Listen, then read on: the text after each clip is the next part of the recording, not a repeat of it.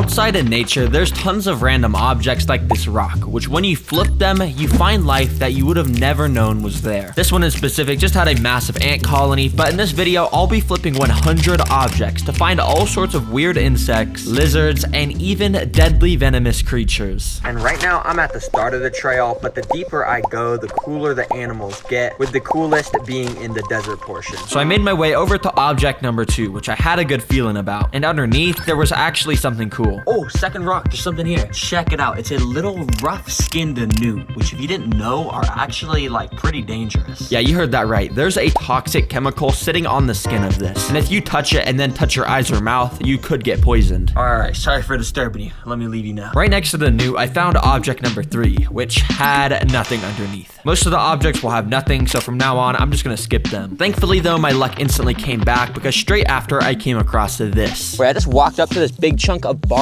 and I just saw something really weird. Even though I'm kind of an animal expert, I don't know what this is at all. I'm just gonna touch it with the stick. But I learned that it's actually called a Pacific banana slug, and apparently it's one of the biggest slugs in the world. They can get way bigger than this. Since this wood seemed promising, I kept looking around and flipped some leaves to find this little black and yellow millipede. The yellow spots on it tell you that it's poisonous if eaten, so I didn't want to mess with it too much, and I kept exploring to find the next object. Behind object number 6 was a bunch of ants crawling up the side of a hill in a line formation. It's nothing crazy. We're bound to find lots of ants out here, but I actually have something to show these guys. You see, with me, I actually have the backpack, which inside I've packed a ton of random gadgets in order to interact with some of the wild animals out here and show off their cool abilities. And of course, I had something packed for these ants. A half-eaten orange, which I went and took a piece off of and put in the middle of the ant line. As you probably know, ants like this love sugar, and that was demonstrated because it only took until 3 minutes later when I saw that way more ants started to gather around the orange, and they were all putting their little mouths up to it. They were all trying to suck the juice out of it. And then once they were full, they would walk back to the colony and feed some of it to the queen and some newly hatched ants. The next few objects I flipped had nothing, so I made it a solid amount down the trail when it was time for object number 10, which when I flipped, I found a Jerusalem cricket, which is this really weird looking bug that's basically a mutation between a cricket and an alien. After the cricket went into the dirt to hide, I flipped some of the stuff nearby and found another millipede. This guy is also poisonous, which you can tell by its bright red coloration. And by this point, I had reached the first little stream of the trail, which I stopped and checked to see if there's any fish or anything. Yeah, I'm not really seeing any fish. But rivers like this usually do have tons of cool animals around them because of the moisture, so let's get to flipping. The first thing I did by the stream was flip this dirty old blanket someone had left behind, which surprisingly didn't have anything hiding under it, but for some reason there was this little leaf which had grown from the blanket. But the second thing I flipped near the stream had the first really cool thing of the journey. Oh my gosh, wait, there's a scorpion right here. This is the first scorpion. In specific, it was a small California forest scorpion, which was just sitting there with its stinger ready to strike. With the cooler animals like this, I'm gonna put them in this clear container and take out the backpack. As you know, I've prepared all the stuff in here so I can interact with some of the creatures. And for this guy, I've got some super worms, which yes, are literally just live worms I wanted to try and feed to the scorpion. I put one of them in front of him with some tweezers, and right away he went into defense mode with his stinger up in the air. He kept even grabbing it with his pinchers to basically give it a warning and tell it not to disturb him. Oh, looks like he's trying to run away. I don't think he wants to be here anymore. Let me let you loose.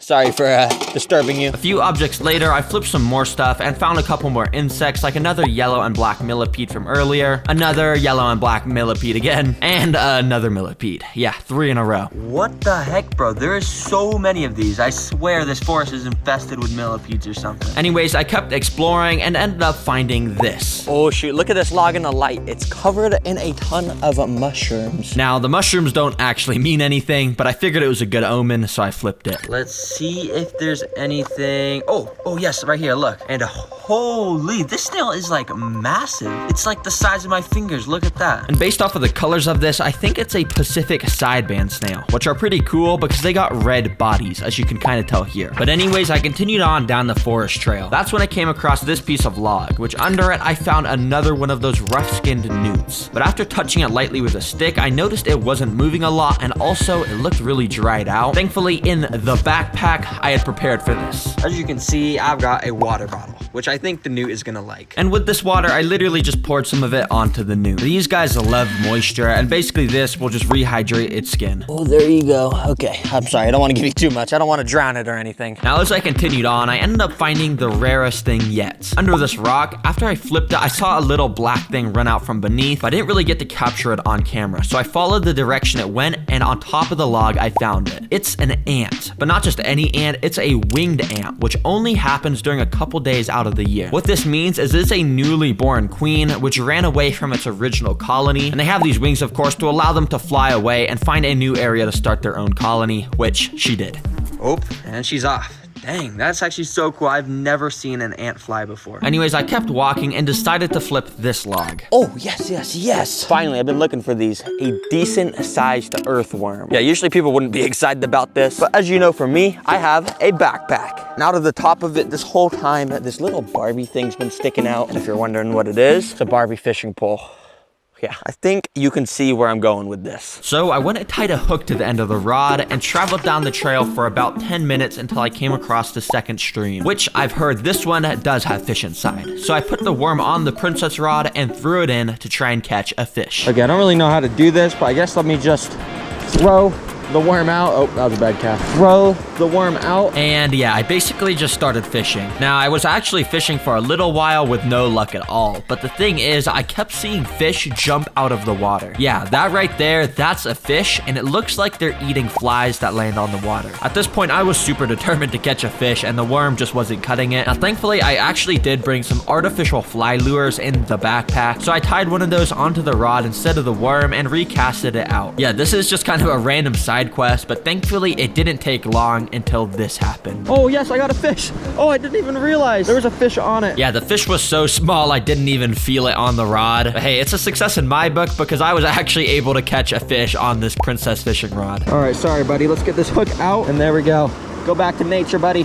Bye-bye. The first object I flipped after fishing actually had something really cool underneath. A bunch of little termites, and there was also an ant colony. Normally, these species are not friendly towards each other, and in fact, it kind of looked like the termites might have invaded the ant nest, because I saw that the ants were trying to take their eggs and run away with them. Eventually, because I had moved the log, all of the bugs had run underground through their little holes, and were probably having a massive war or something. Pretty cool. For the 35th object, I sort of inspected under and around this log and found this weird orange spiderweb looking thing inside of it. But orange spiderwebs are not really a thing that exists, so I think it's some sort of fungus or mold. I don't know the exact type though, so comment if you think you know the exact name. Under object number 40, at first I thought there was nothing, but after looking super closely, I actually saw a little salamander. And these guys are basically just like the little newts we've been finding, but smaller. And right next to that salamander, I found this burnt piece of wood, which when I flipped it, I saw another one of those exact same salamanders under it. I got super lucky that I saw both these guys because as you can see, they have specifically evolved over the years to have the exact same color and pattern as the floor so they don't get seen. By this point, I was getting pretty deep into the forest and was getting even closer to the desert where the super cool animals were located. And soon enough, I came across object 43. I didn't even need to flip this one because it was actually just a bottle. Oftentimes, animals can get trapped in trash like this, so I looked around by shining my flashlight in there, but thankfully there was nothing. So I kept the bottle to make sure nothing would. Under this rock here, just like with the salamander, I didn't see anything at first, but after taking a closer look, you can see there's a type of grasshopper right there. Grasshoppers have some of the best camouflage out of any animal, and this one in specific just looks like dead leaves and sticks, and basically just disappears when it walks near some of that. As I kept walking, I eventually came across this part of the forest, which seemed like a small forest fire had run through because everything was burnt. Okay, now while most people would probably think the burnt area is not a good area to check for animals, well, so far for me, under all the burnt pieces of wood I've flipped, I found cool stuff like a newt, and that's also where I found one of those salamanders. So I went and flipped a few of the burnt objects and didn't find much besides a few bugs, but right next to all the burnt stuff was this log, which I flipped, and underneath I found another one of those California forest scorpions. But this time there was actually something in its claws that it was eating. I wanted to see what it was eating, so I grabbed it with some tweezers, and yeah, he wasn't so happy about that because he grabbed it back and raised his stinger up in the sky. What the heck? This guy is so mad. I guess he doesn't want me stealing his food. Dang. Also, in the burnt area, I found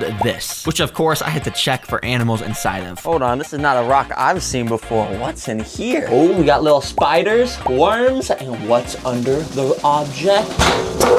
Oh, there's just a ton of poop down there. It's kind of nasty, actually.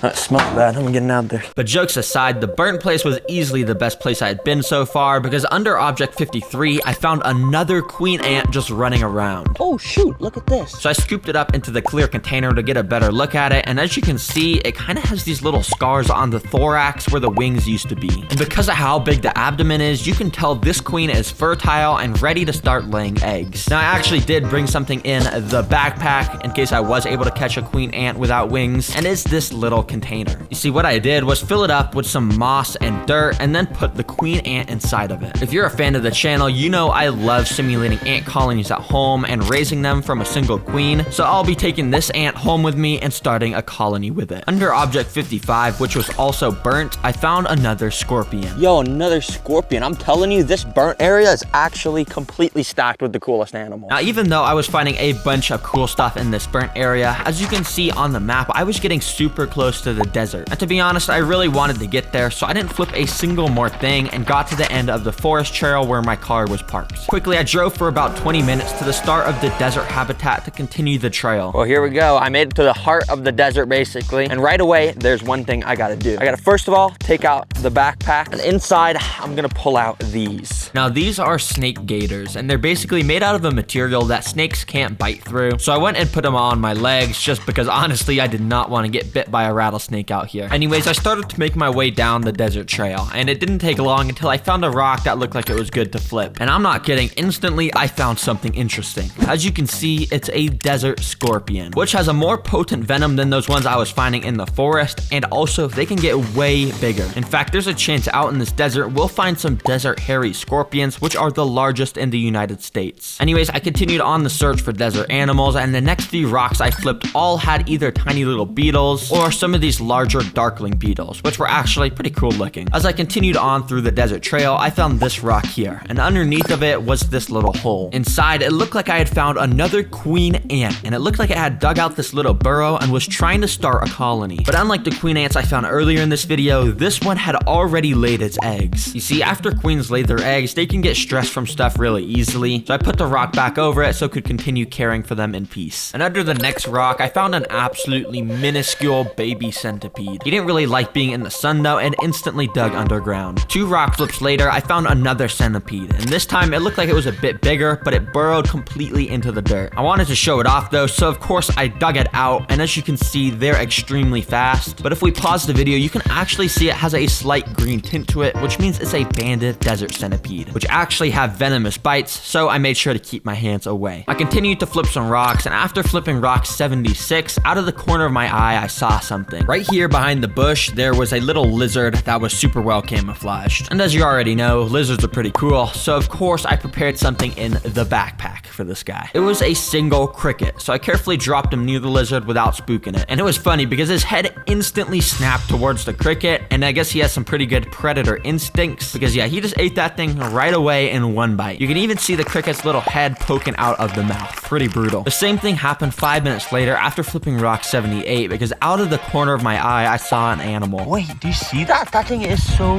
camouflaged. I think it's like a little bug. And I was right, because you remember that super camouflaged deadleaf grasshopper from earlier? Well, this is the desert equivalent of that. And it was cool because when I got my hand a little too close, it jumped away. And when I followed it, you can see each time it jumps, it brings out these little orange wings, which it uses to go super fast. But yeah, with a pattern like this, I have no idea how I was able to see this. The next rock I flipped had a ton of ants under it. But if you look very closely, you can actually see they were all eating a dead lizard. I'm not sure how this lizard died, but it shows the brutal reality of the desert and how ants will take any food they can find laying around. Under rock 90, I found another one of those desert scorpions. Now this was a good sign because you see by this point, I was getting pretty deep into the trail and the sun was even starting to set. But scorpions like this have a super cool ability when it turns dark. So as it got darker and darker, I kept flipping rocks hoping to find another one of those scorpions. I got all the way to rock 97, under it was nothing, then rock 98, which again had nothing. I was starting to lose hope, but then on rock 99, this happened. Oh, yes. I don't even know how I saw that, but look right there. That's a scorpion. His tail just moved. Now, in order to show off the scorpion's special ability, I got out the backpack and grabbed out a special UV flashlight. Once I turned off my light, I turned on the UV light and boom, check it out. Look at the scorpion. It glows in the dark, a bright neon green color. The scorpion ended up running away, so I went to flip Rock 100, and underneath there was nothing. But hey, I would definitely call this challenge a success because I found so many cool and unique animals. Thanks for watching, everybody. I've never actually done a video outside like this, so make sure to like and comment and subscribe if you thought it was a good video. Okay, anyways, thanks for watching, guys. Bye.